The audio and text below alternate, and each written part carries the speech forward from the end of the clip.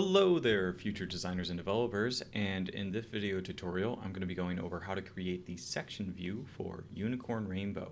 So I've already modeled the part, but I'm going to go over how to create both our A section view over here and B section view. So they are both offset section views and have some nice crazy functions with them, so we'll go along to it. So the first thing that we're going to do is we are going to open up the part in Inventor. Like I said, I'm not going to do a modeling tutorial, just a section view. So now I'm going to create a new part. So I'm going to go up into the top corner over here, and I am going to open up the Stevenson title block. And this is where I'm going to be creating that part. I can enter in my name, information, scale, all that. And I'm going to click OK on the little attribute. Now the first thing that we want to do is set a base view. And it's kind of hard to choose which base view for this offset section view because the offset kind of curves around different views.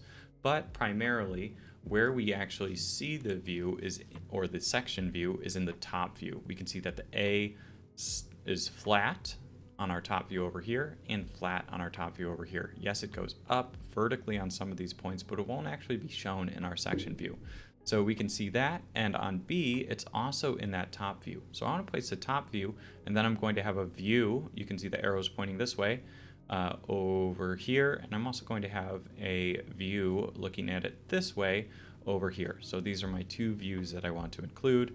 We've got B, and we've got A. Cool. So let's jump back in, and we are going to place that top view.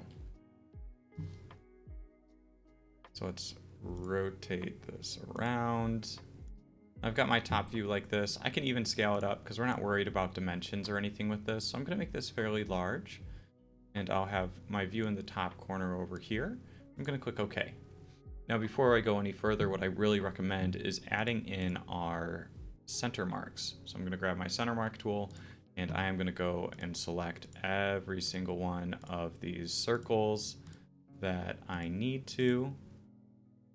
I also have a center line that would be in between these two hidden lines. So I'm going to grab that. And now I've got all of my center marks over here. Now, the path that we are going to do for this section view, it's going to go through these center marks, and then it's going to curve immediately. It's going to take a sharp right turn, and then go through this circle, another sharp right turn, and then out through the slot that we have here.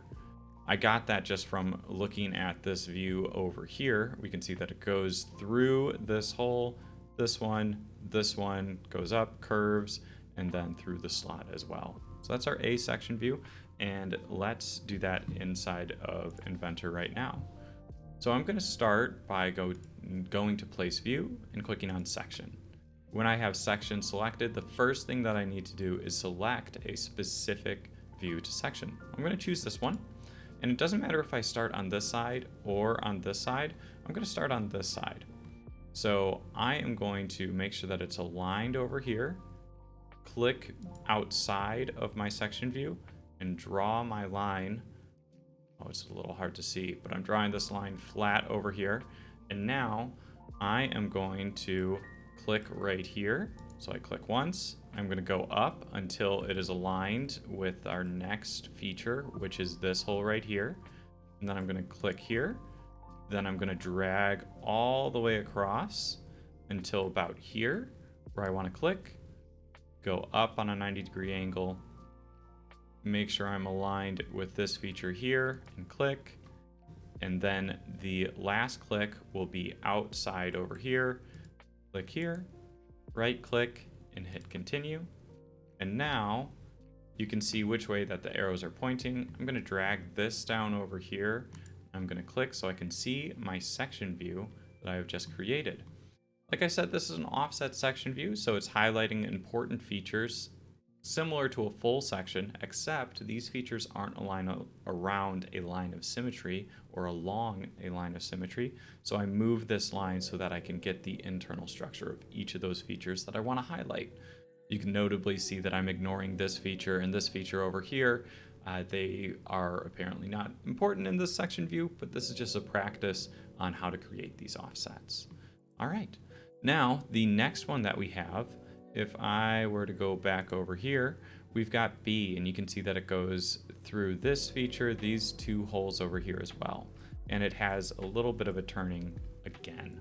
So let's go back into Inventor, and we are going to, I think I actually want to move this over here because I am going to want to have the B feature facing this way. So the arrows are going to be facing this way. All right. So I'm going to grab my section view and let me zoom on in over here. So I want to go through this hole, this hole, this hole, and then out. So I'm going to start over here, align it, and then I'm going to click once here, go all the way up through the two holes, click, and then across until I get directly below this hole feature. And I'll click here, go all the way through, and click one last time before I right click and I move this over here, creating my section view. And you can see which way that the arrows are pointing. Is that the same as this? Yes, the arrows are pointing over here as well. So it just preserves that perspective of the section view, what we're looking for. So it's kind of the opposite. If it's pointing this way, then the section view is going to be placed. If it's pointing left, the section view is going to be pointing right. If the section view is pointing up, then it's actually going to be placed down because we'd be down when we're looking at a section view that is up from us. Cool. So that is our quick tutorial on creating the section views for Unicorn Rainbow, and it's looking pretty good. Now I can move these over here. I can now see that everything was placed at a scale of 1 to 1, so I can go back into my title block and edit my drawing scale to be 1 to 1, fill in all my other information. All right, that's it. Thanks so much for watching.